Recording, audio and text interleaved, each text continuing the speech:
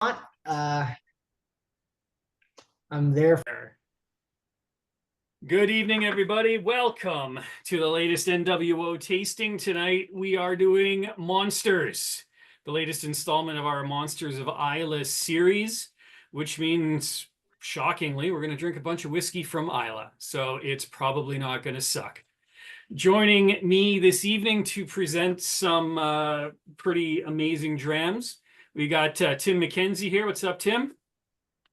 How's it going, ladies and gents? Down here in New Jersey, living in this wonderful peat-infested kitchen at the moment. Glad to be sharing these drams with everybody. Those pre-pours are treating you well. Chef's and kiss. we got the muskox, Adam Brudner. Good evening, sir. Hey, hey. And Nick Hardy joining us for the first time in a long time. Welcome, brother. Thank you, Mike. Very happy to be here. We're happy to have you, and I think we're all pretty happy to be looking at this lineup in front of us tonight. We've got things ranging from a Secret Islay to Port Ellen, some old Ardbeg. We got some crazy stuff going on. So I don't know about you, but I am pretty pumped to get into this. So I'm gonna go ahead, share my screen. Let's check it out. I feel like we should be cheering for some reason. Woo! Woo! More cowbell. Heck yes! Oh yeah, we got plenty of cowbell tonight, that's for sure. So, kicking things off here, we're going to start off with Caol Ila. And it was funny, we were going through the last couple of days trying to figure out the order, how we were going to present the whiskeys. And, you know, we got some stonkers here, as we like to say. So somebody had to lead things off. And tonight it's Caol Ila. So just some basic information about the distillery, founded in 1846. They're in Port Ascaig, obviously on the island of Islay, owned by Diageo, and they are active. So tonight we're going to be kicking things off with the OG, the OB, 25-year-old Caol Ila. I have maybe mentioned from time to time that I'm a big fan of Caol Ila and nobody should talk about it. So I want to be crystal clear on this. For the purposes of this recording, this whiskey sucks. Now let's drink it. Nothing but bad comments, guys. We don't want to throw off Mike's situation. Mike off. No, I can still afford Caol Ila. I want to be able to continue to do so after tonight. And that knows. I mean, that's Caol Ila. Ashy lime. Beautiful. To me, it's got almost a saltier, savorier character than your usual like IB Caol Ila of around the same age. My experience has generally been once they get like 25, 30 years old, you really start to lose a lot of the peat. They get, more floral, more citrusy. All those sort of high notes come out, which I love. This one feels like it's still got the power at 25 years old, which I was not expecting. Yeah, I was nosing this, and I was wondering if maybe we should have put the Port Ellen to lead things off. But this doesn't nose as an old tired whiskey at all. No. Yeah. Well, it's funny you say that, Adam, because I find three things with Caol Ila. One, the most underrated distillery on Islay. Like everyone, like every fans of Whittladish, Octomores, Laphroaig, Ardbeg, they're all loud. But Caol Ila fans don't hear about them. No one posts a Caol Ila saying this is the best thing ever. It's so good. It's always been good. It's always consistent. So that's the first thing I found about Caol Ila. It's so underrated as a malt. You don't hear a lot about it except from Mike. We should keep it quiet. Yeah, we don't talk about Caol Ila. No, we don't talk about Caol Ila. Okay. I'll shut up about Caol Ila. Let's move to the port then. No, I'm just kidding. And the second thing is, I always forget how peated it is. Even for this 25 years old, like you said, it's more peated than older 25-year-old, you know, compared to the base expressions. This one is so peated, and I often forget how much peat there is in Caol Ila. I don't know why. I don't know why. Maybe because they produce unpeated versions, but I think the problem here is they have the core range is quite small, so there's no fantasy like we have at Bruichladdich. There's a lot of expression every year. There's a lot of bottling and experiment.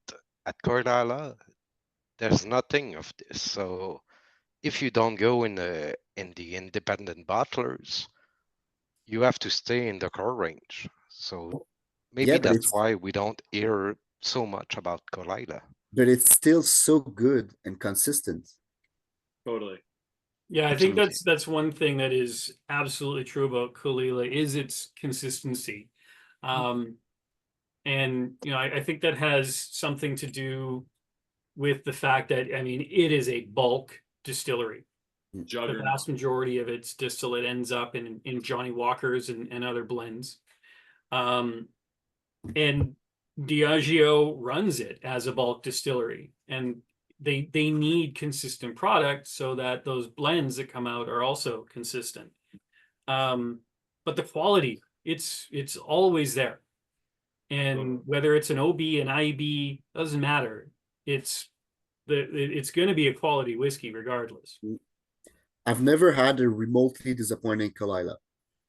Not remotely. No, I don't say it doesn't exist, but I've not had one. Yeah, I'm with you. I'm just finding as I warm this, I'm holding my Glencairn in my hand, just warming the glass, and as it warms, it's just opening up. Yeah, there's this unbelievably like compared to some of the others that I nosed just before we jumped on. The peat is very light. It's more of like an afterthought on the nose. There's this fantastic wine gummy forest fruit. Not sure if this is a like sherry and bourbon cask situation, because it's definitely a big batch. I bet it is. I bet it does have both. Yeah, because there's notes of both. The complexity is really special, honestly. And that's surprising with 43 ABV. It's Totally. Yeah. Yeah, this Great does not fire. nose like a 43 ABV. absolutely Wait not. till you guys get the Port Ellen next. The No 40. spoilers. Well, I mean, if we're gonna get to that Port Ellen, we got to drink this one. So slanch Yeah, it. yeah. Cheers. Slanch it. Cheers, everybody.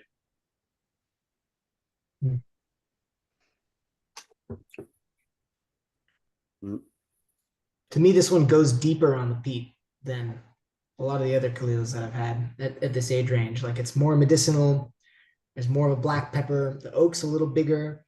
Yeah. The herbs are a little deeper. There's like almost an unsweetened chocolate kind of note in there. It's just very basy, and then just beautiful, sort of dark, almost black caramel into the finish for me. I get an herb, like Adam mentioned herbal. I'm getting like real marijuana herbal, no, like mid palate. Like there's a very distinctive resinous kind of quality that pops in between the peat and the fruitiness. There's like some nougat in there. I agree 100% on the chocolate call out too.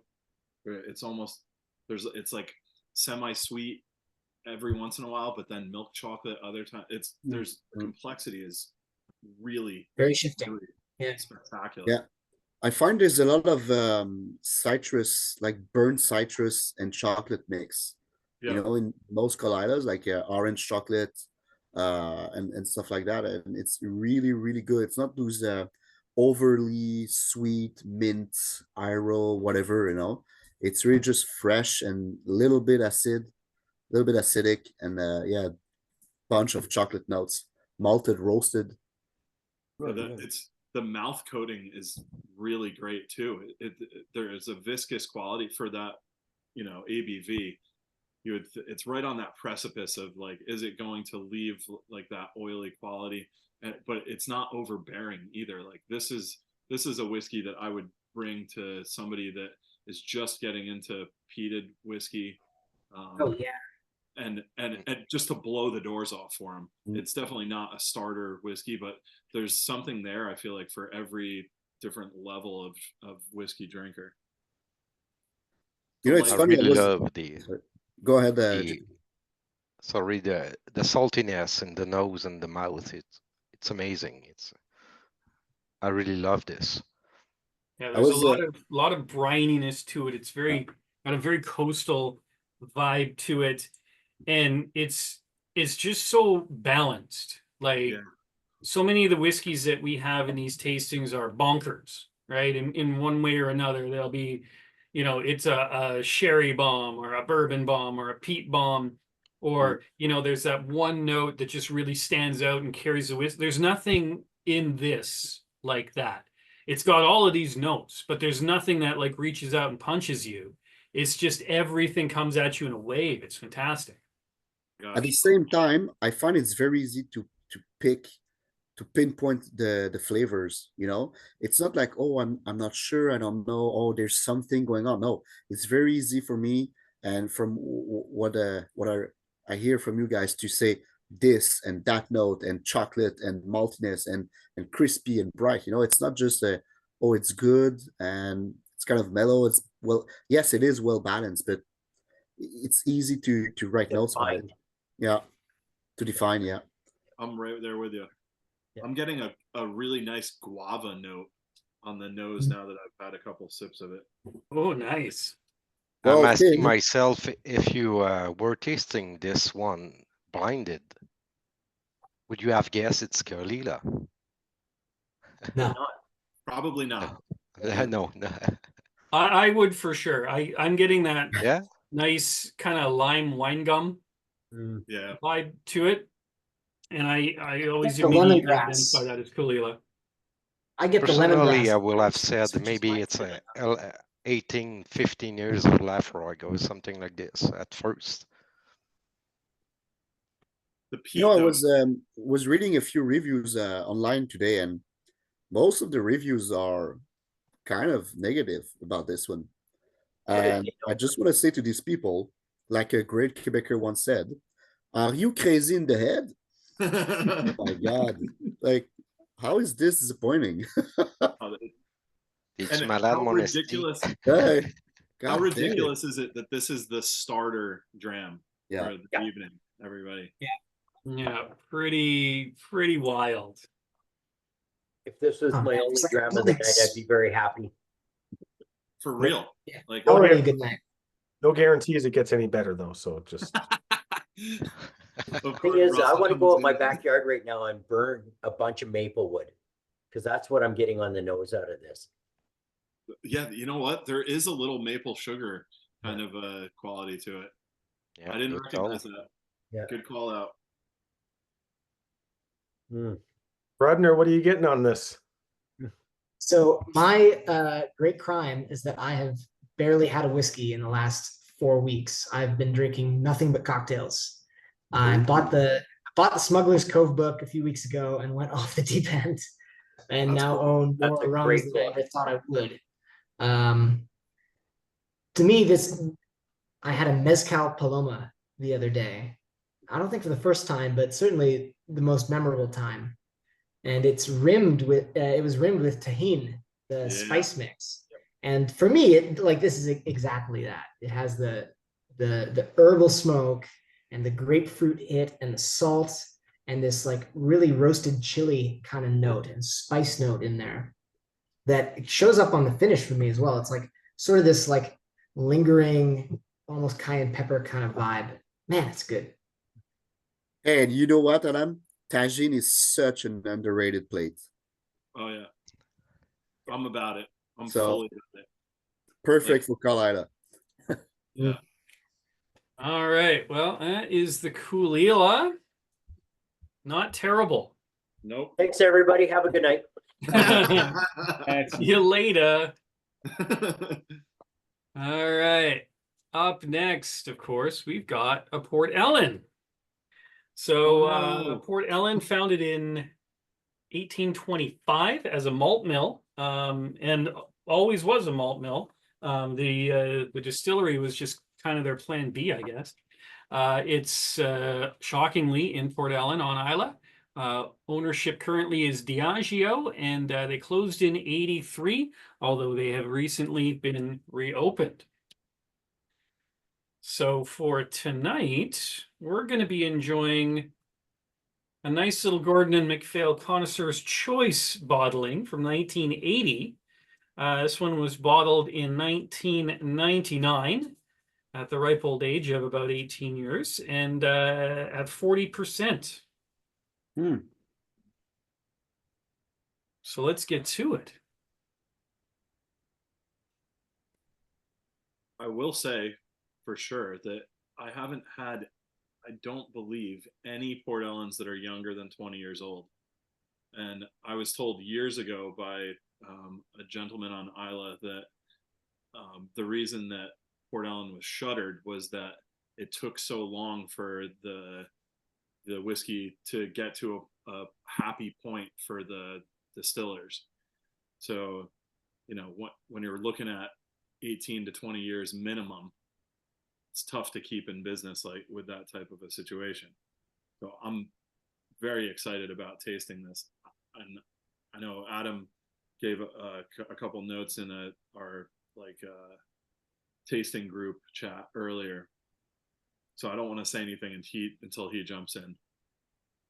Yeah. Cheers, Tim. This is like screaming pineapple at me. It's like face full of canned pineapple juice. I love that stuff. It's pineapple and beeswax. Like, why do we drink old whiskeys? To get pineapple and beeswax out of it, because that's what it tastes like. So this is what we're in it me, for, right?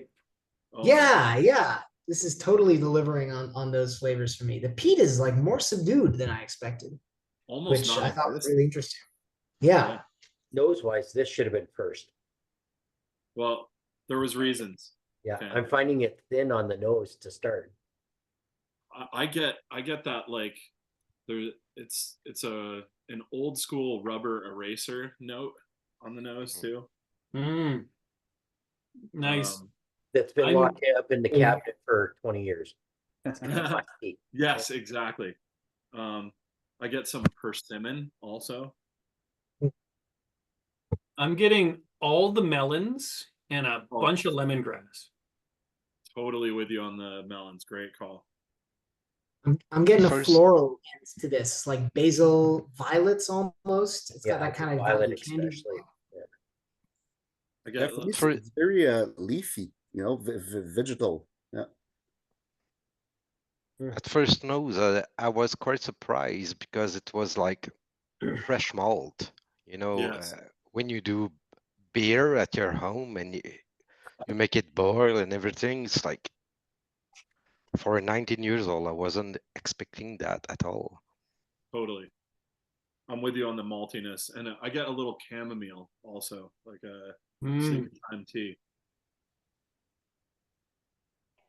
Absolutely. This just smells real good. I could live in this smell for the rest of my life and be very content. The Well, peat, let's drink I'm it. starting Yeah. to get it. Cheers. Flange. I'm starting to get the peat on this, and sardine. This was the note that's coming to mind. Hmm. Like it's got the savory, fishy.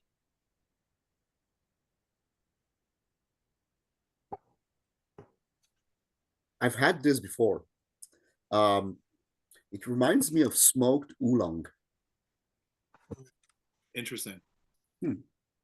Like very, Oh. very like, yeah, again, vegetal, a bit like straight Umami. mouth coating.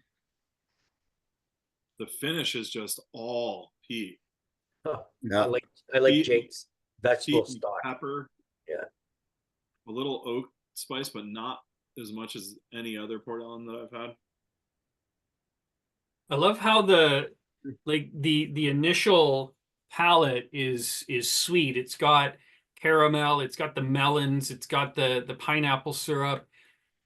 And then as soon as you swallow, it's just like bang, there's that beachy salt water, salty, like salt water on flint kind of taste to it. It reminds me of getting shackled after surfing like a beach break. Yeah. Just getting absolutely hammered into the wave. Sewage, is that des algues? Sewage? Seaweed, yep. I find it interesting that it's kind of short on the back end, though. It totally is. You get this blast of icing sugar, then you go into the beach, and then it's just gone. Right. I'm getting like a pepper sensation in my mouth, but there's not a lot of flavor hanging out. Like About there's a third of your tongue. yeah, and like under gums above the teeth type of a thing, but no like overarching. No. Other than the peat a little bit, but not a ton of finish.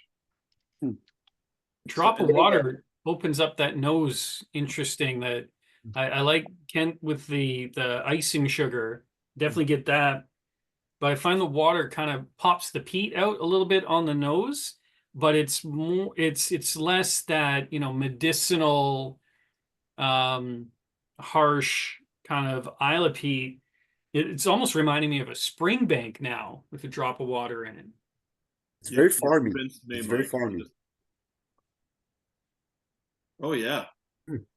Wow, that's real. The I put difference. 3 drops of water in and it totally changed the nose. Yeah, it brings the peat level up. So definitely. Just your, Yeah, it's a little more industrial with that sweetness now. yeah. I'm suspecting this is a European oak cask because I'm getting down the side of my tongues, especially with the water now. Getting that slight that you usually get from the European, more not so much like the North American oak.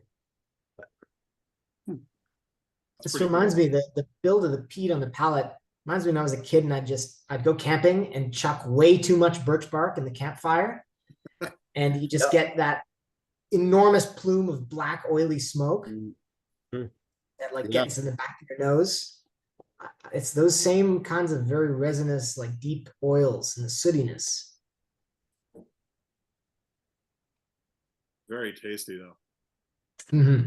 It's just that I don't know if I would recognize this as Port Ellen if I had it blind. No, it doesn't. It definitely doesn't shout Port Ellen to me, especially with the lack of peat. Even with the water, it's still nothing like any of the other Port Ellens we've had in these tastings. Definitely not. It's very subdued. So burn the ethanol off and then smell your hands. I don't know if I want to give up any, Ken. Oh, it's a drop. It's a drop. Well, like we said, the fruit ending salad. is from my point of view is quite disappointing. It's like finishing so quickly and it's dry. It's not going forever. Like it's not trying to call me back to. No. It's I good. do get a very barbecuey note, Ken, after the like a beef jerky, Yeah. hickory type of a situation. I'm glad I did it. It's too bad they stripped so much oil out of it. Yeah, I would have loved to have tried this at like 50. Yeah. Or even 46, 40, 44, 45. Any one of you knows when they'll be releasing new stuff from Port Ellen, or? I think they just got stills in there in the last couple of months. So I haven't heard that they started production. I could put feelers out though. Yeah, I haven't heard anything about official opening yet on the stills. So I'm sure they've done a few test runs already, but Yeah. I know if I was anywhere near that still, I'd be like, come on, let's get these things fired up. I'll shoot a message out to my dear friend, Mary Queen of Islay, and see if she knows any skinny. So what do you think the reopening will do? Increase prices on the old stock? Will it be disappointing? Oh, I Not that it'll totally think the increase news. prices on the old stock. I suspect it will be heavily inflated prices on the new stock because they'll be riding on the name of the old stock. Totally. Agreed, I tend Colin. to side with you, Colin. Yeah, drink the actually new Port reopened. Ellen from the new distillery, from the new mash tuns and the new washbacks and the new stills, because we broke everything. Yeah. But it'll taste just the same. Don't worry. So pay the same. Yeah. And it'll be It sounds like Diageo. $400 for a 3-year-old whiskey. Yeah, I'm I thinking mean, it's like $500 for a no age statement whiskey that's a mix of the old stuff and the new stuff, so they can say the old stuff's in there. The Mm. tired That's going to be Yeah, the they'll go mode. Just find a- some tired cask, a mix it teaspoon. with some 3-year-old, and just to bump the old tired cask up, and yeah. Yeah, By the way, So- they did officially reopen on March 19th. So they've been Oh. going already for a few months. Whoa. So I have some information, not about Port Ellen, but I think it is related. I made a reel on Instagram about a month ago about Highland Park, saying like what's up with the new stock and all. And a secret sources, someone that's been working with Highland Park for years on Orkney, told me a lot of stuff. So and it's related, you'll see it. So they closed the summer, they closed for like 3 months, but like totally closed. And they are actually dropping the peat. So all the new make is barely peated. And when I say barely, it's really like they just use a drop of peat to say it is still peated.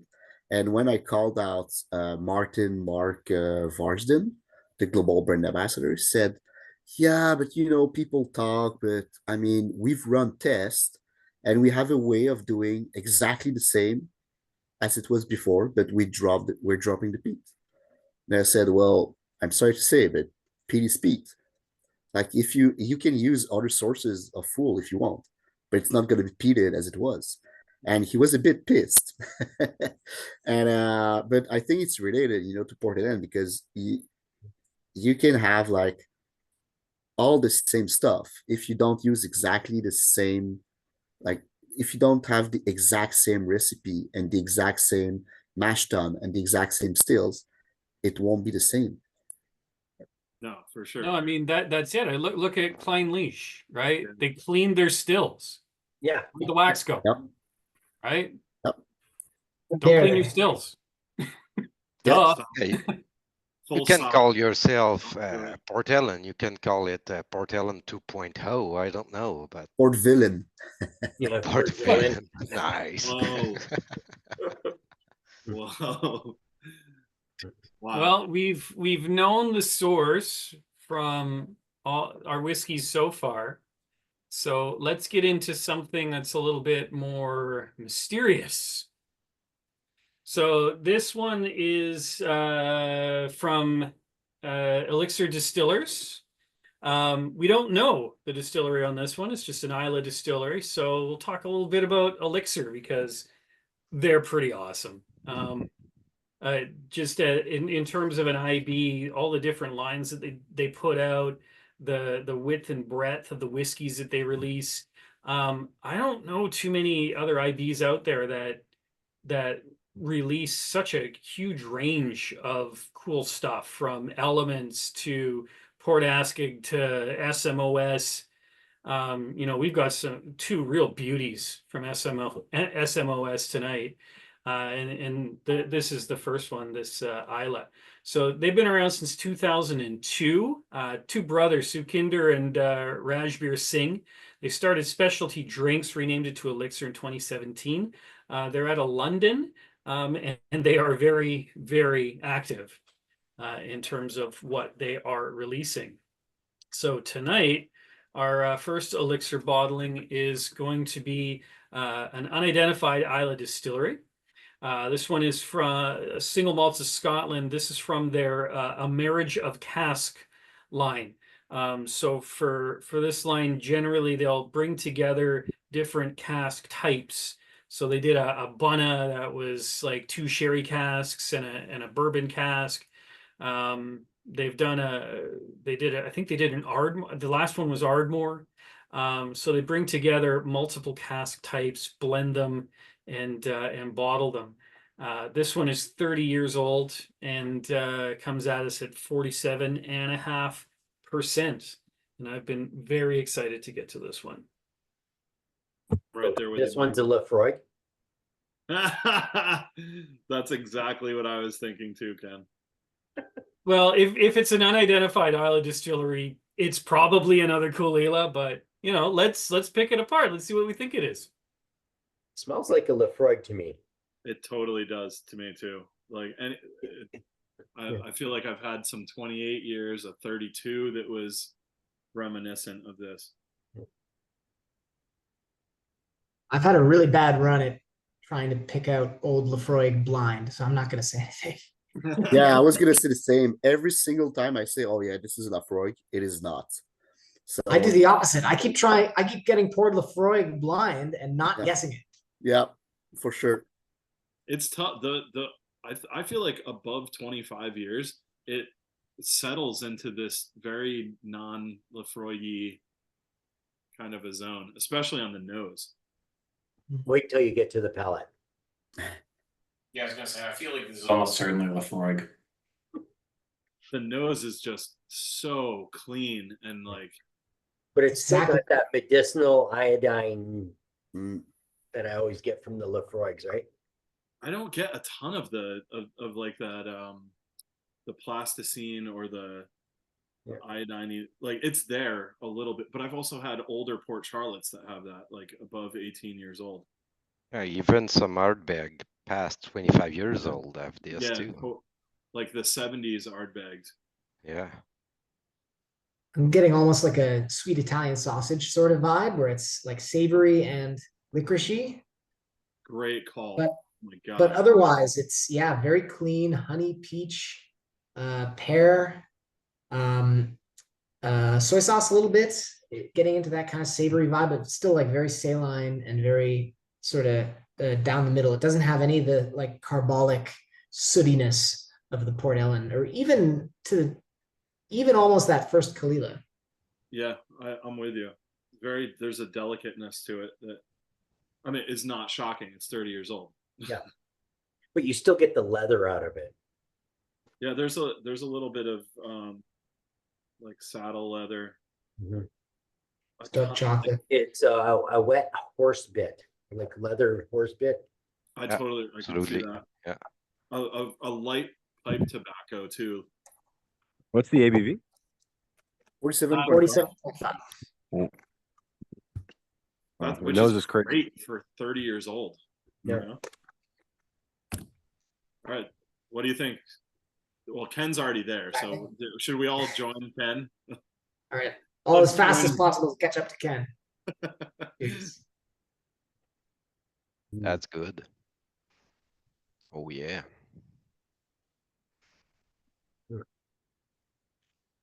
Oh my gosh. Chewy, Okay. chewy, chewy, chewy. Wow. What was that commercial back in the day when they're, chewy, chewy, chewy? Oh my God. My mouth is just instantaneously watering. Yep. Explosion of flavor. Oh my, like grilled tropical fruit, like the grilled pineapple, but maybe also some like grilled watermelon. Yeah, I get the watermelon finish in particular.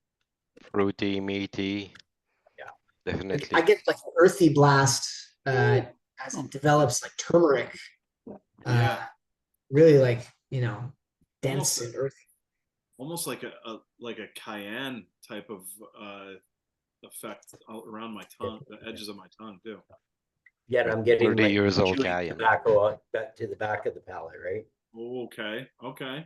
Right. You get that tar, that thick, Yeah. meaty. Yeah. Oh my Yeah, God. so for me, this is a full German hot dog.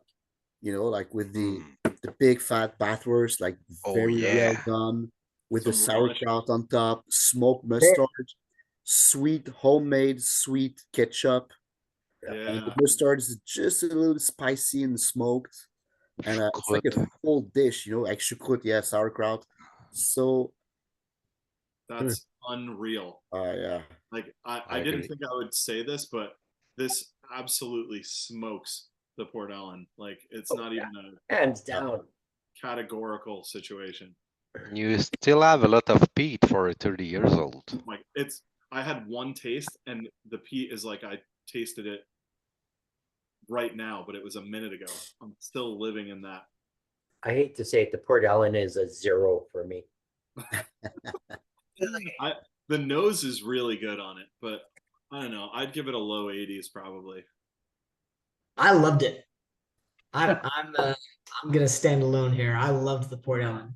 It's good. I Even would with never the turn it down. ABV.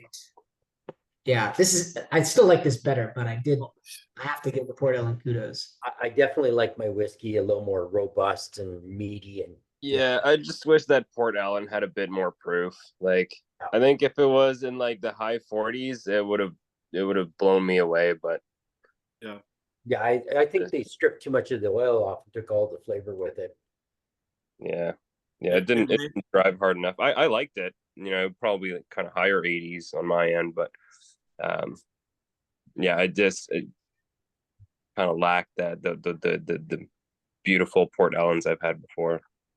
Yeah, I'm probably in there with Simon for the score, like high 80s for me.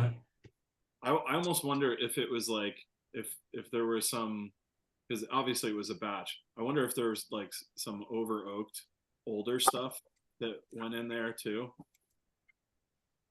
I've heard. Could be with GNM, yeah. I've heard some GNM stories like It's that. always hard when you put something in the middle of a tasting. You know, you will have put it somewhere else in another tasting. It may have come second or third or even first. You don't know. Totally. Well, with this marriage, they don't really tell you which casks went into it. But I get like cinnamon, I get caramel, I get licorice, pineapple, and butter. So I would guess again there's some European oak in there as well. Are you getting anything going on there, Ken? I think I'm totally with you.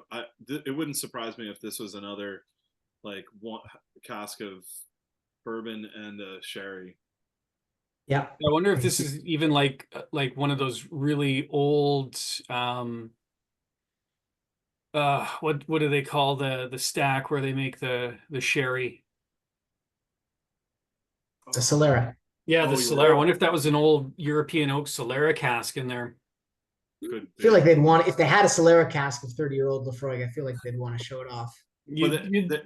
it may be protected though too. Like Mhm. there's some casks True. that you just can't call out. Maybe it's like a 30-year-old teaspooned Williamson. Yeah. And You know? nobody else has thought Lagavulin possibly on this one. That was my first thought, and just doing a little reading on Whiskey Base, and some people claim that it's in Laga and bourbon sherry. I haven't drank enough Lagavulin, honestly, to really know. I don't think it's a Laphroaig. It I don't think doesn't so either. it doesn't drink like a Laphroaig. It doesn't taste like a Laphroaig. I don't think it's a Caol Ila either. For the same reasons.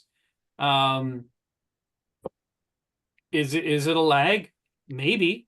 It wouldn't surprise me. And Lagavulin very rarely allows their name to be put on an IB.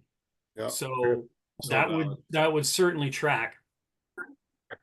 Yeah, But why we not? can't call Lagavulin lag anymore because lag already exists. Yeah, Lagavulin. I feel like Russell has some experience with Lagavulin. What do you think, Russ? What do I think? Yeah. I'm leaning more towards like a Laphroaig. I don't know. I'm not really sure. You're putting me on the spot. I don't know. Oh, sorry. Yeah, sorry, Russ. But So you're on I this don't know- hot I speed. don't know many people that have had, at least here, that have had as many like 25 plus year. If we had Robert Lacaze here, he would be the person to ask. Shout out to I- Robert. And It's just asking, why rich enough. not a Buna? The Monias that I've had don't have the juice above 23, 24 years. That this has a punchiness to the peat that I feel like those older Monias don't. Lunas don't hold after about Are 20. are there Moines that are this old even? Yeah, there are. Oh, okay.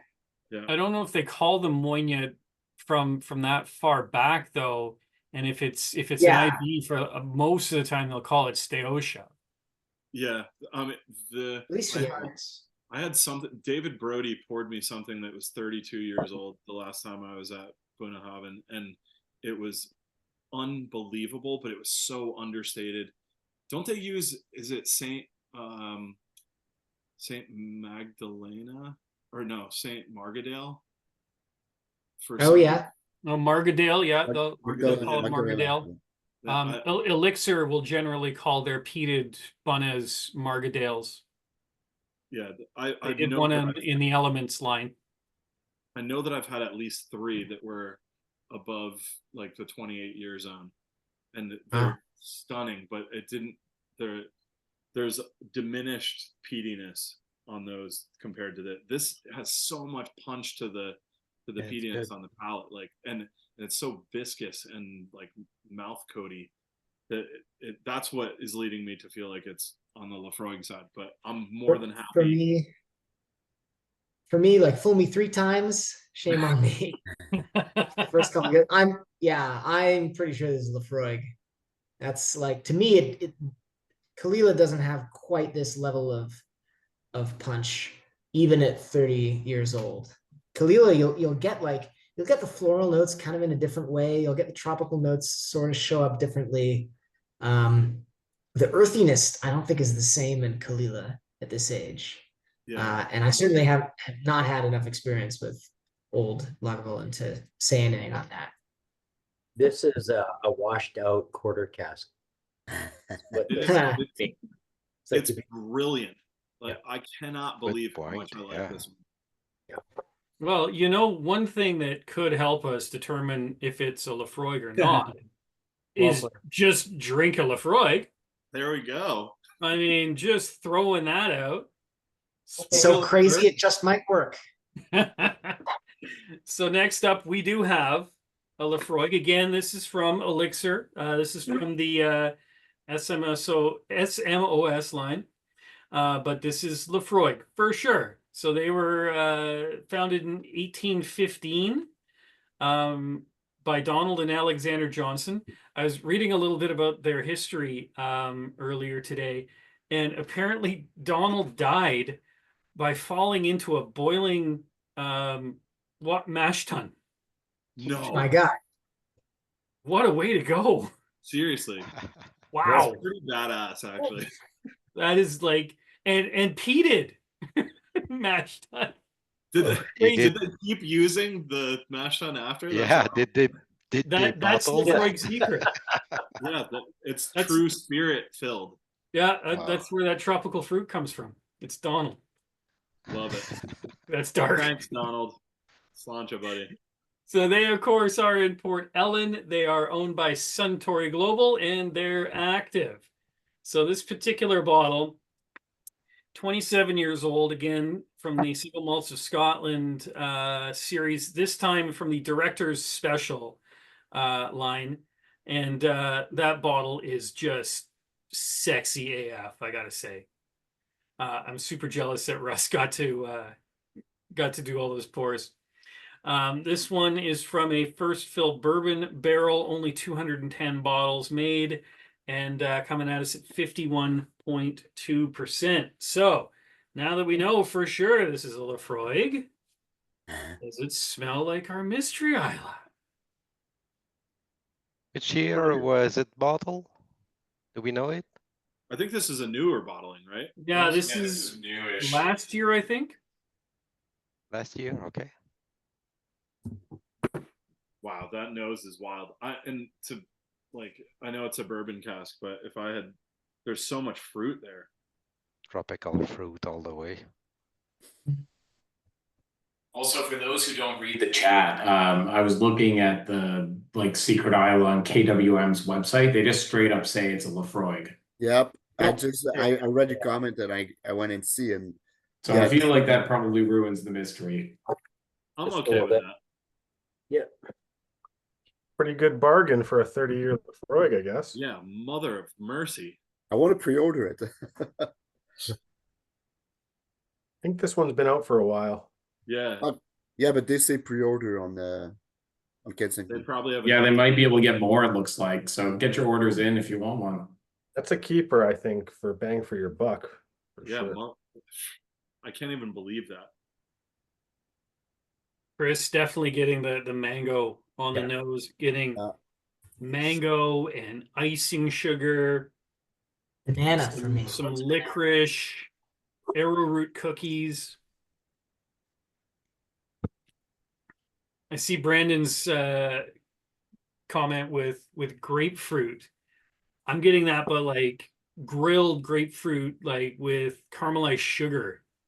Yeah, I was thinking like pink grapefruit with like my grandma should cut it in half and then put some like confectioner's sugar on top. Mm-hmm. Okay, when was the last time you actually grilled a grapefruit, though? Grilling one right now, Kent. Leave me alone. I don't think coming I've over, grilled one Russell. this year, but last summer for sure.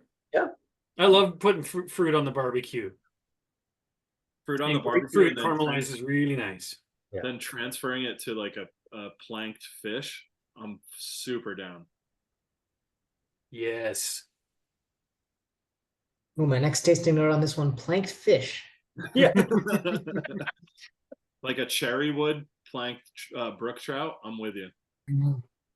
This is your third time with brook trout as a tasting note. I don't Was know it? why I remembered this. Tim, this is the third time you've mentioned brook Right, trout as a so tasting note. I Three tastings. grew, I love I it. grew up with a river behind my house, and it was stocked with brook and rainbow trout. But we usually threw the rainbow back for whatever ungodly reason. The brookies we always kept. It's just Awesome. a familiarity thing.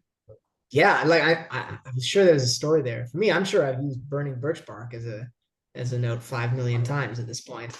I actually get like when I did this as a kid too. You'd go up to like the birch tree, crack off a live branch, and peel the first layer of bark off, and just chew on Yeah. it. There's that on the nose Ooh, too. never done that. Yeah, like I've tried.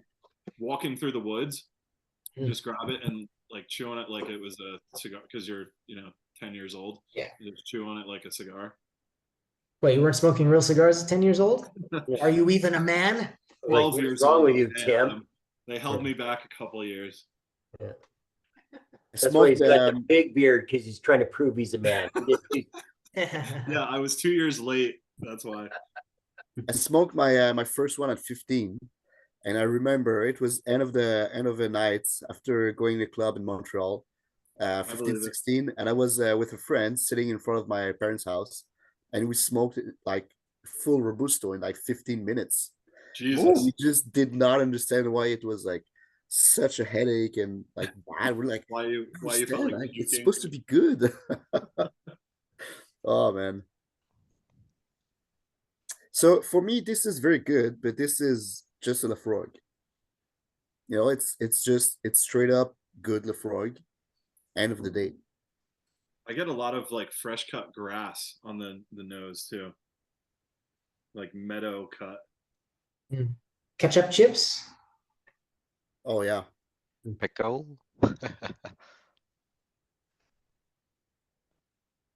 I'm getting all the licorices. There's fennel, there's star anise. It's so good. This was a good bourbon cask. Yeah, very active. Like Is it the bourbon cask or is it Laphroaig in time? 27 it's years more- old, It's more bourbon cask. For me, this is a great bourbon cask, but a good Laphroaig. 27 years. This Like, must it's have been got- a Buffalo Trace. It's got jazz to it for That's, sure. that's why it's good. Probably no, I think it Blanton's straight up. Blanton's wasn't selling cask 27 years ago. Well, I don't know about y'all, but I'm going to drink this. Yeah. Slancha. Cheers. It was bottled at the right time because sometimes, 27, 30 years old, you're like, oh, it's getting down. So they bottle it. But this one is like, oh, it's still at the top. It's I a don't think monster. Sweet it was baby good. Jesus. It's a monster. This is a Yeah. true. Oh my God. monster. Okay, so they talk about Old Laphroaig and the tropical fruit, and it's so amazing. Wow. So Yet I'm still getting the tobacco and the old horse leather. Yeah. Mhm. yeah, to me, this doesn't have the crazy tropical fruit and softness that you get with very old Laphroaig. For me, this is like complete oak blast, tobacco, cigars. It's so funny that Buffalo Trace came up. The Buffalo Trace note that I always get is sour cherry blasters on like Stag Junior, and I'm getting it here. So maybe it is a Blanton's cask. I'm getting pineapple, I'm getting mango, getting kiwi, loads and loads of kiwi. I think that's what's standing out for me right now. That's wild. I only get the tropical fruits right at the front of the initial palate, and then it just turns into like salted kippers and minerality and peat. Like I would never have thought that this was a 27-year-old. I'd put this at like 15, max 18 years old. Oh, it's so powerful. Yeah, that active cask will trip you up too when trying to guess the age, because this is Super it's a big bourbon cask. Oh my gosh, it's I'm monster. thinking, if you put this up against a 15 or 17-year-old side by side, this would probably pale. You might be right there with the punchiness. I hear that. Yeah. Maybe like Anyone have any 15 In to this 17? lineup, it's punchy, but I think if you put it up against something a little younger and brighter, you might find out that it just not quite there. You're right. Anyone have anything like that on hand? Yes. I did put some water in just to be the devil's advocate. Yeah, let's do that. Oh hell yeah! Let's just ruin it a little bit more, right? Tough crowd, man. No, it's just It was 5 drops out of my meth pipe. Okay, Ken? Oh, 5. I went with a whopping 2. Oh my gosh. On the palate, it brought like there's almost like a violety kind of a floral note to it, or maybe lily of the valley actually. You see the violets on the finish. Yeah. Wow. I found with water that black licorice is still there, but now I'm getting like red Twizzlers as well. I'm with it. I was gonna say like the Aussie red licorice. Or like nibs. Oh, nibs. Nibs, yes, Oh my nibs. gosh. That's it. Mhm, that's what it Quite is. red, but it's a little more meaty than the red licorice. Son of a gun. Nibs have like a spice thing going on as I well. love nibs. Where did they That's go? Are nibs still around? Oh yeah. I just I not thought allowed to about bring them it in for the years. house because my wife loves them and they're not gluten free, so she Oh can't my- have them. On the note, all I get is nibs and Pete on the nose now. You're welcome. That is unreal. Yeah. Both frowned upon and illegal. Nice, MJ. Oh. Man, that's a hell of a whiskey. Oh my gosh. Follow Russell's and go back to the last one and nose them side by side. Oh, the glass. Wow. Yeah. It's like going to a fresh spring meadow that's only a little bit on fire. Yeah, the last one still kicks ass. Yeah. I way prefer the last one to this 27. Yeah. For what it's worth. For me, it's just good, but I don't know. Yeah. It's definitely a huge step up compared to their regular 27-year-old. Like huge. Yeah. Massive. Oh, step like up. that, like 41% one? Yeah, yeah. But Yeah, I agree. this It's not is even comparable. Oh no. That's what I'm saying. Like it's a Oh, yeah, massive yeah. step up. Yeah, but I don't know. Compared to what we had before, I'm nah. taking that Secret Isla. Yeah, me Well, too. I have an OB 25 from I think it's 2018. It was the last year that they did the 25 cask strength using sherry and bourbon. Cool. And it's really, really good. It's one of my favorite whiskeys on my shelf. I like this one better. Oh yeah. Really? Oh. You like the Gotta 20? try that. Mike? I like this director's special better than the OB. But If- I What's the- agree with what's the Nick. ABV on that OB, Mike? What's that? What's the ABV on that OB? I'm trying to figure out whether I've had that release or not. The Give me a 25-year-old? second here. Let me bring up my The Excel database. Just because I'm curious. You can share the screen, Mike. It'd be awesome. Love looking at spreadsheets. Nobody wants to look at this.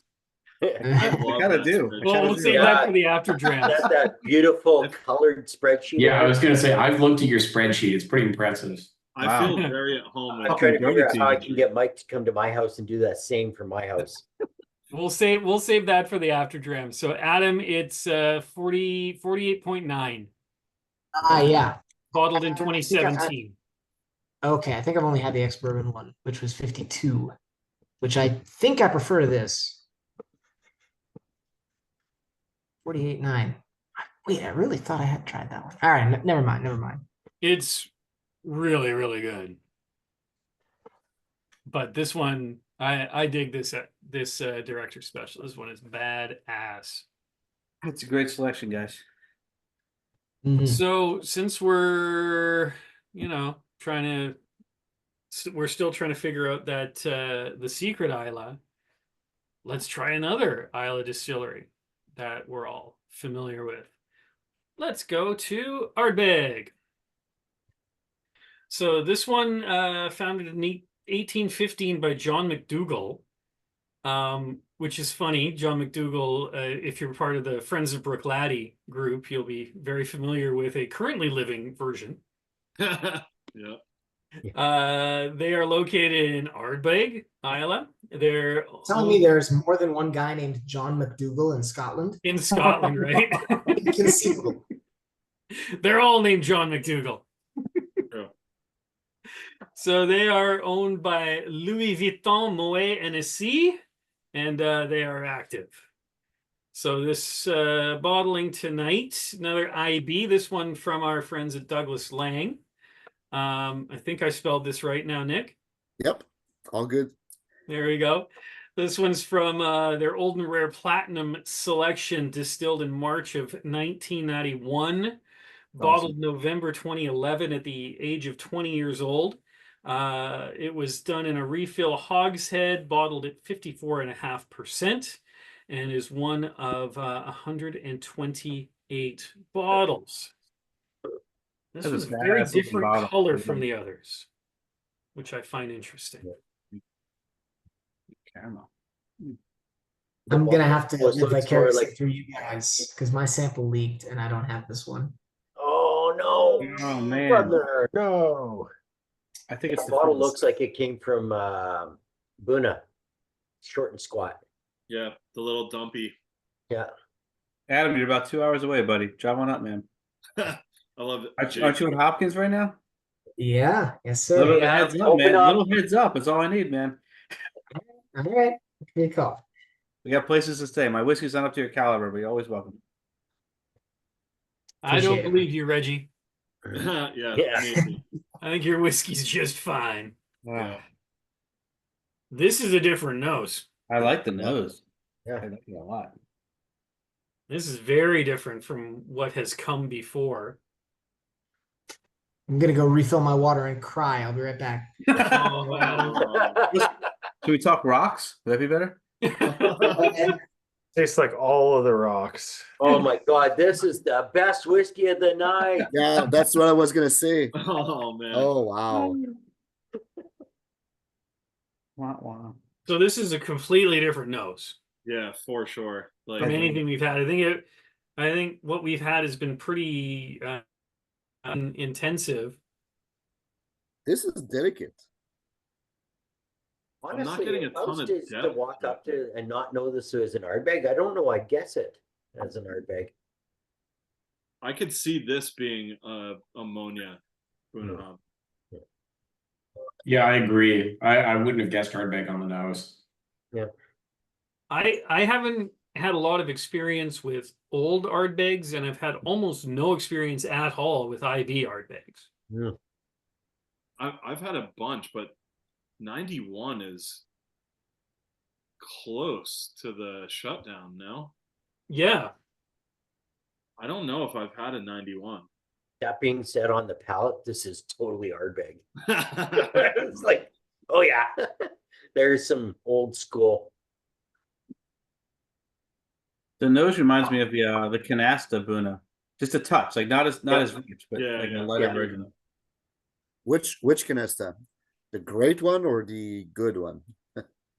There's I two. loved it, so I assumed it was the gray ones. I don't know. I have it over here. When we get the year, I don't know.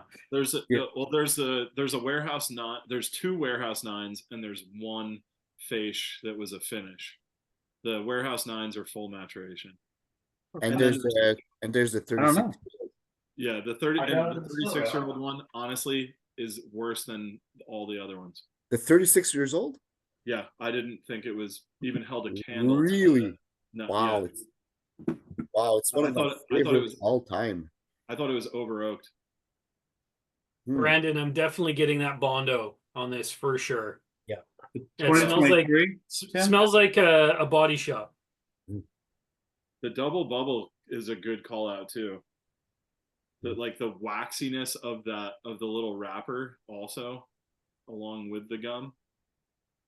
Gotten double bubble from several 90s Ardbegs, excuse me. That's a signature note for me for that era at least. Brudner, it's not very good. Don't worry about it. All right, that's fine. I'm glad to hear that. Yeah, this is the best dram of tonight. Oh, Ken's just spitting hot Sorry, fire at Adam. everybody It's tonight. just It's fine. Watch It's out. fine. I'm drinking 25-year-old Isla water? whiskeys with my friends. I can't be upset. Yeah. You've got a great attitude, Adam. Yeah, great attitude. On a side note, if you guys wouldn't mind, just check your kits before the tastings, and I could sort some stuff out. So that goes. Alright. for everybody. Just check them. Do me a favor, and if there's any problems, just reach out, and I'll sort you out. Very Ardbegian on the palate, though. Ardbeg. Which Ardbeg, the funny stuff Ardbeg or No, real stuff Uh, Ardbeg? This is it like reminds- halftime alligator. interesting. I was gonna say the Renaissance. Yeah. I will say there's something on the nose though that kind of reminds me of the Barbecue. Speaking of new Ardbeg, certainly doesn't taste like it, but It's more classic. I get a hint of bicycle tire inner tube on the nose too. Right at the very start of the palate, like as soon as it hits your tongue, I get Keen's English mustard. Whoa. That's super specific and really weird. Yeah, no, that's But what then I'm here for, though. it flips sweet like immediately, and gets into that regular Ardbeg candied smoked salmon. But that hit of that mustardy, almost vinegar pop is really interesting. On the very end of the finish, I get like a caramel apple, Mm. like an orchardy, but also very sweet. Actually, kind of close to Corbeck. Yeah, I totally could hear that. I love Corbeck Corey. got a little more burnt rubber to it, but Yeah, the base is similar. yeah. The older Corys, Yeah. I really enjoyed. Well, I was gonna say I had a very tiny sample of a Ugadal from like 2005, 2006, and it really reminds me of that. Maybe a bit more bourbon forward, Yeah, and the Ugadile, but like old school, the great, like the very good stuff from Ardbeg. It's very classic Ardbeg for me. Yeah, I mean, I bet, Ugadal from 2005, 2006 was pulling, 1991 casks, right? Yeah. totally. Yeah. Yeah. And they shut down in 93, right? Yeah, that's what I thought. I mean, the nose is so good. It's really not like, maybe it's changed because I've tasted it now, but it's a lot more like forest fruit, like a blackberry jam.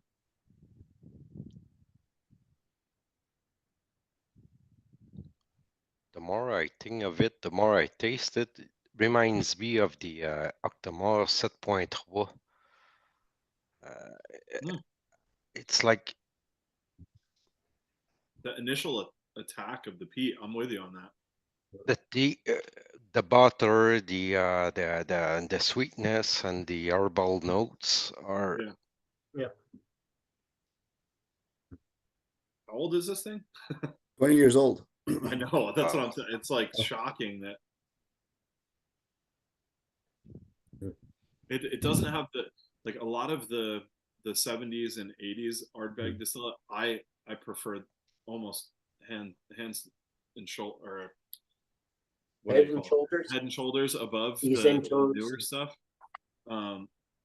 This though, this sits kind of somewhere in between. I'm not mad at it. This is I like this a lot.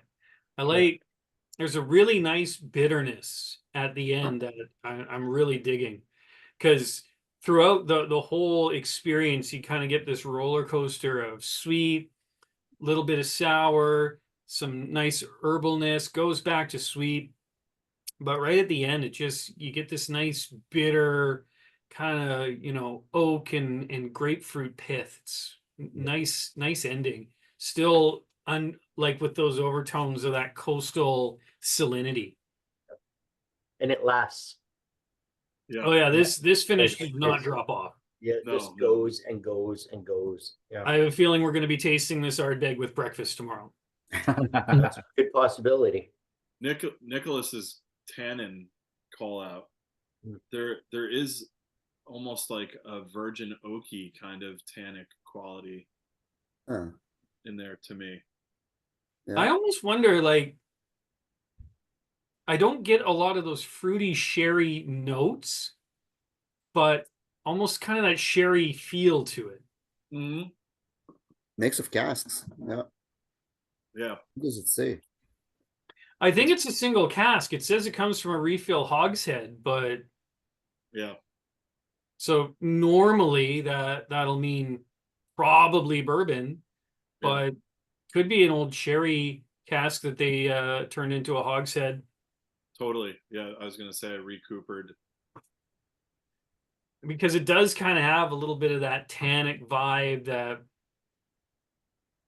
it's there. You ever smoke a cigar like way too far down and get a little bit of like ash in your mouth from a good cigar? There's in the finish, there's that kind of quality to it, like where it's drying, but all like there's a sediment kind of a feel. I like that whiskey a lot. Yeah, that's probably my favorite 90s Ardbeg that I've ever had. Wow. I'm secretly crying right now. He's not even listening. That's fine. the best 90s Ardbeg I've ever had in my life. Yeah. I've already had some pretty good 90s Ardbeg in my life, so I mean, I know what I'm missing, I guess. To be fair, I'm sure he has. I guarantee he has. All right, well, let's go with something a little bit more modern. So, Rich went interrupt. Just how many bottles were there of this Ardbeg? 128. Oh, okay. Right? Yeah. Thanks. Yeah, 128. So I'm sure we can find Adam another bottle. It's fine. No problem. Should be out. There are some at BSW Craft. These? Oh. Yep. What are they? $3,000? No. Oh no, yeah. PSW, and how much was it? Oh, that's the Second. barbecue. Never mind. Oh, I was gonna say, really? we Not are the recording. We same. are recording. I love you. Stop teasing me. Wait. Everyone's looking all at once. The site just crashed. And they do that's have the, Oh, that's the no. NWO special right there. Broken website. Seriously. No, they no, do sorry, have sorry. a 31-year-old, a 30-year-old 91 Ardbeg. That's a Hunter Lang Old and Rare, and it's only $7,000. So Oh, What? not bad. It's a Pocket steal at change. twice the price. yeah. Absolutely. That is absolutely ludicrous. Oh, what the hell? It's a Magnum bottle. It's 1.5 liters. Oh, that's Oh, wow. kind of cool though. Yeah. Yeah, big You have to taste There with factor that in- one. Yeah. You have to Crowdfunding. factor in like that's a sessionable bottle in Ken's backyard. You Yeah. need it in one of those like 4-liter bottles that comes with the stand that you can just pour it out of. The Yeah. old yeah. Texas Mickey. Selling my Civic and buying that thing right now. Let's go. Maybe they'll take a trade, Russ. This is how we roll in my There Oh, you go. backyard. Jesus, look what Ken's got. What? How does he have that? That's got to be like a inflatable situation. Is that the Kraken? Yeah. Kraken. Oh, It's bigger God. than Cheryl. It's gonna be a bad time. Yep. That is hysterical. It's a I special don't thing. know we what do. size that is, but it's It's big enough, buddy. big enough. Gets the job done. Oh my gosh. Oh boy. All right, moving on. We have fun. More. We have fun. Let's finish things up with something a little more recent, a little more modern, from our friends at Bowmore. Founded in 1779 by John P. Simpson, located in Bowmore. Ownership Suntory Global Spirits, and they are active. So this is a Feis bottling from 2018. It's a 15-year-old from first fill Oloroso sherry casks. They made a bunch of them, 3,000, and it was bottled at 52.5%. So we figured we'd end things off because we figured this one would probably be a little rowdier than the others. But I mean, some of those middle ones were a little rowdier than I expected, given their age. Yeah, the Laphroaig and the Ardbeg for sure, but this is quintessential Bowmore to me. You got the slight violet at the end of the nose, all those good spicy notes from the European oak. To me, this is very OB Bowmore because Yeah. the sherry has this tanginess to it that I always get from like OB Bowmore sherry casks, and seems completely missing in the admittedly sort of few IB sherry cask Bowmores that I've had. This has like sort of a bitter orange thing, like almost Campari-ish to me. There's like a tamarind sort of note in there that I'm getting, like sort of mashed berries. There's an ice cream place near me that does insane flavors that rotate constantly. They had fermented berry as a flavor recently, and it tasted like pickled blueberries, and I did not like it. But it does remind me of this. Yeah, for me, this is very like French crepes with lots of fruits and fresh fruits and some whipped cream with just a side of crispy, very dry bacon, just to say it's slightly meaty. But mostly like waxy lime and kiwi. Yeah, wax. Yeah, so I don't get the waxy. I just get like a heavy whipped cream, but very forward for a peated whiskey, and just a slight, very little bacon, but not the heavy, greasy, drenched bacon, like extra crispy one, like that, almost cold bacon. I got a Tim's brook trout on this note. Crispy skin. I wasn't getting too much fish here, but what I am getting is Rainbow trout myself. red currant. Does this remind you of that 90s Ardbeg we had? I mean, it doesn't have the peat. It's a different peat to me. This is lighter. Yep. I get like a blood orange note to it for sure. There is that slight violety floral note, but not overwhelming like the Parma violet situation that some people get. It's more sherry forward than peat forward. Yeah, I'm totally with you on that. Yeah, very, very sherry forward. I'm getting those like chocolate coated dried blueberries. Yeah, they're good. Those are dangerous. Oh, they are. I'll eat a whole bag and then just sit there feeling sorry about my life decisions. It's like $8 for a bag of one of those. And you just feel like an asshole finishing it in 10 minutes.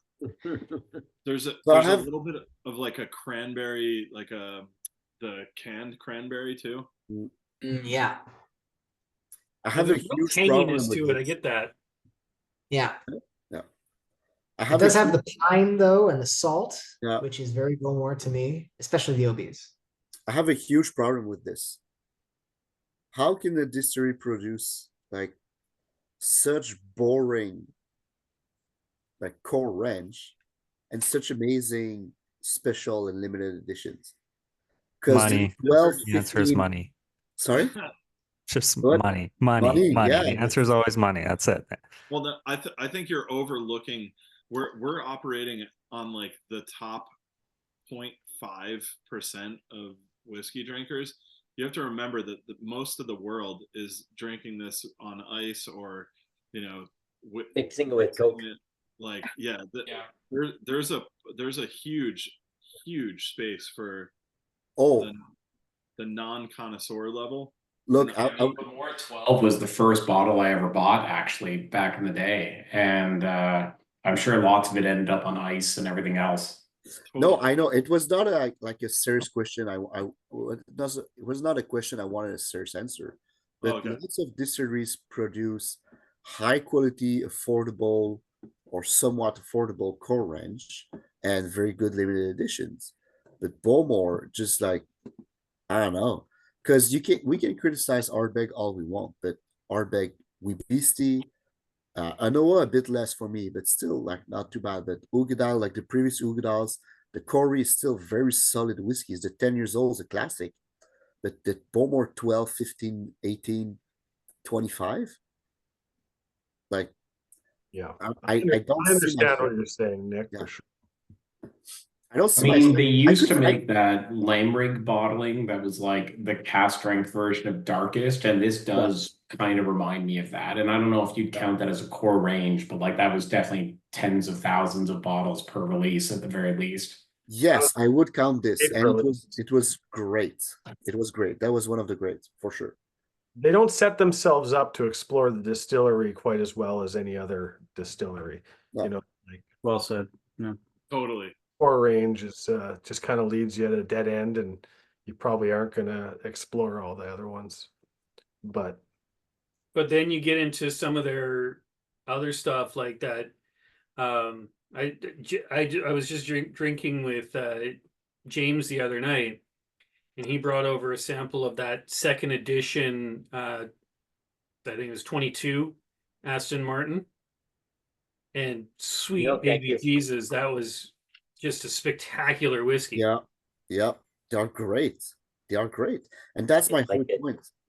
I would be offered a bottle of Wibisty, Talisker 10, I don't know, Highland Park 12, any like basic low end core range peated whiskey, I'd be super happy. Laphroaig 10, even the instant version, I would be offered a Bowmore 12. I'd be like, what the fuck am I gonna do with this? Like, I think it's just boring. No, but it's just boring. To be fair, I actually like Bowmore 12 on ice on a hot day. I enjoy it. You're fired. Yeah. You don't have a hat on you. You can't say that. No, but I mean, and it's a shame because I really want to get into Bowmore, but at the same time, I don't know.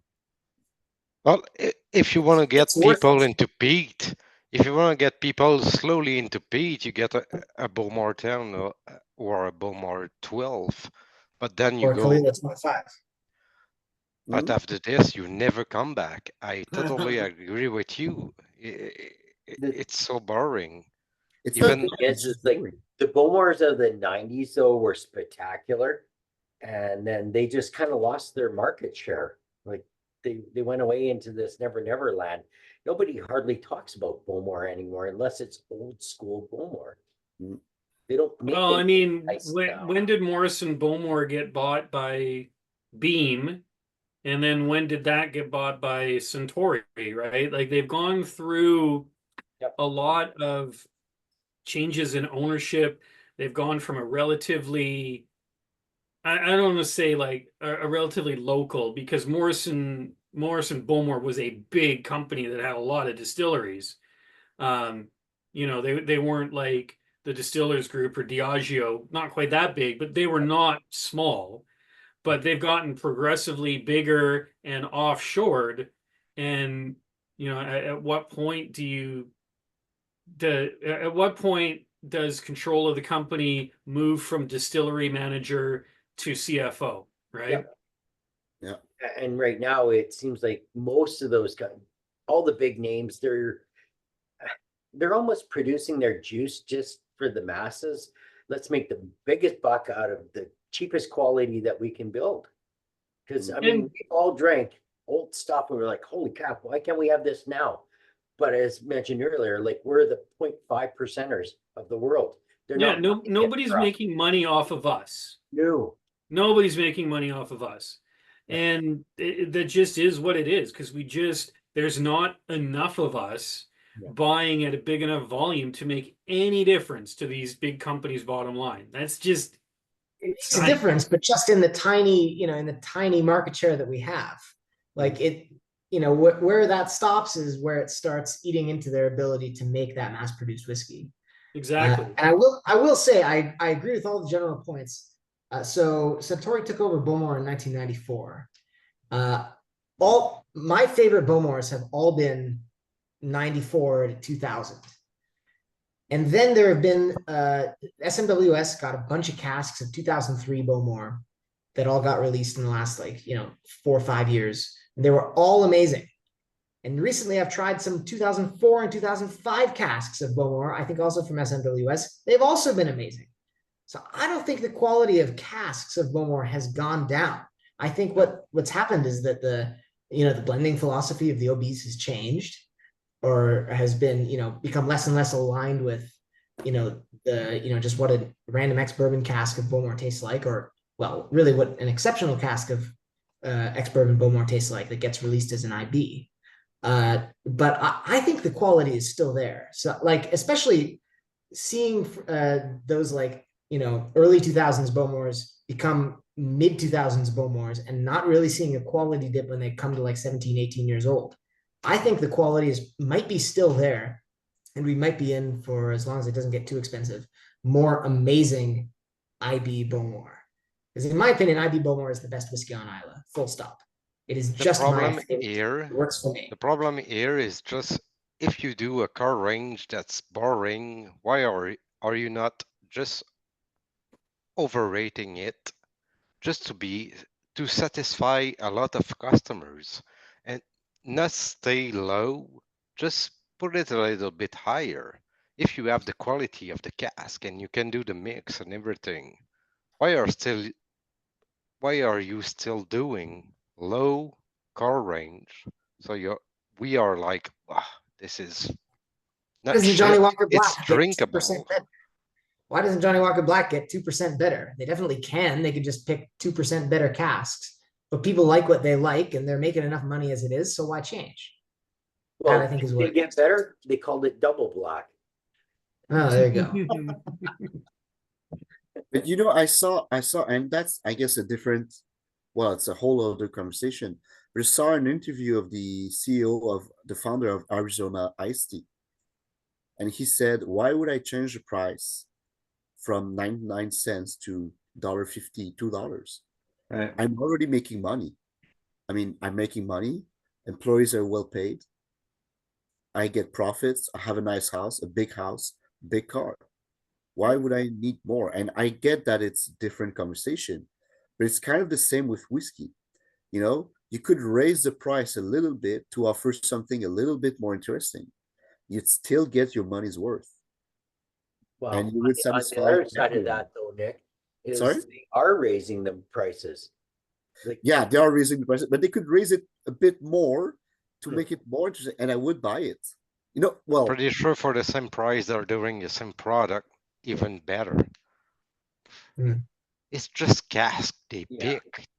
So It's just- like on the other side of things, like I have a big issue with, yeah, give me more and I'll pay a little bit more. But then I'm looking at stuff like this year's outrun of our local barley from Springbank was almost double the price of last year. Like, is it double the flavor? Like, it was to the point that it's the first year in 10 years I haven't bought it because it was like $270 fucking dollars. Excuse the language, but I'm not giving the secondary market pricing to a first market, right? This is going on YouTube. Kids are gonna watch this, man. You gotta watch your language. There you go. At least you could get one. Some of us don't have that option. You know what? I could have bought 10 of them and sold them instantly, but you know what? I don't support secondary market pricing. And it's not the distillery that's making the money. It's the reps, everybody in between, all the middle guys are going, well, the secondary market's making this, so why shouldn't I gouge it and mark the bottle up $100 so that I can get rich off it? Well, you know what? That just made it so that I'm not going to buy it. That bottle's going to get bought up. It's going to get flipped 2 or 3 times, and nobody drinks the damn juice. So jacking the price up and giving me something a little bit more, sure. But to jack it up just to gouge my pocketbook, I'm not dealing with it. All right, let's drink this whiskey before we explode from rage. Yeah, yeah. I already drank mine.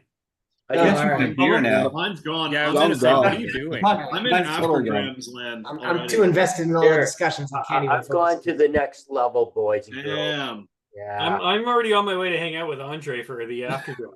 I'm there already. I'm having an Ardnaho just for the sake of it. Yeah, I was gonna say I was prepping a bottle pop. Yeah, there we go, comp. Now this is what I'm here for. Oh, Kelpie, nice. Very nice. I loved Kelpie. I was really Kelpie was surprised. wild. Super briny. Yeah. Oh, Okay, no, so I'm gonna do a throwback to another Monsters of Islay tasting. So this you is got the wolf sung? Yep. Damn, dude. So this is Son of the a- more Nice. in the Sauterne cask that we had whenever that was 2 years ago. Okay, I'll see you guys later. I gotta drive to Colin's house. See ya. Serious. Yeah. I mean, you have a standing invitation, so I'm Well, on now my we- way. I love we know that that it's bottle pop. so much.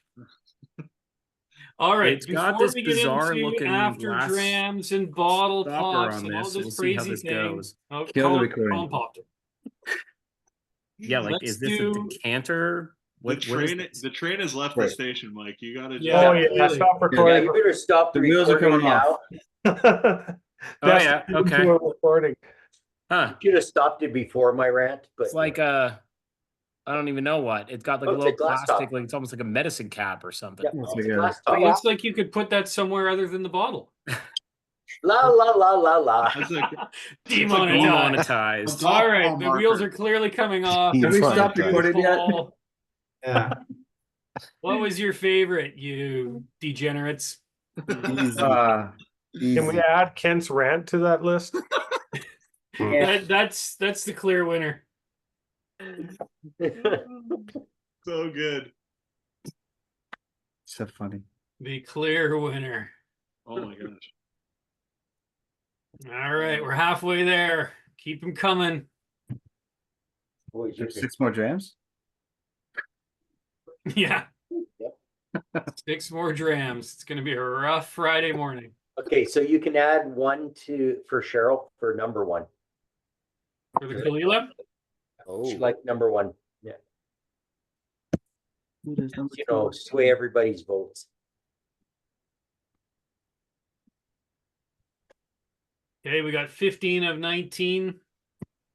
Oh, Everybody get your I'm sorry. votes in. Adam, Brunner, last chance, buddy. I got a half of a sample here. Do you want that Ardbeg? or- Boom. I would love that Ardbeg if you've got a half sample. I did pour it out. Like it's in my glass. So like I drank it. I'll pour it back in.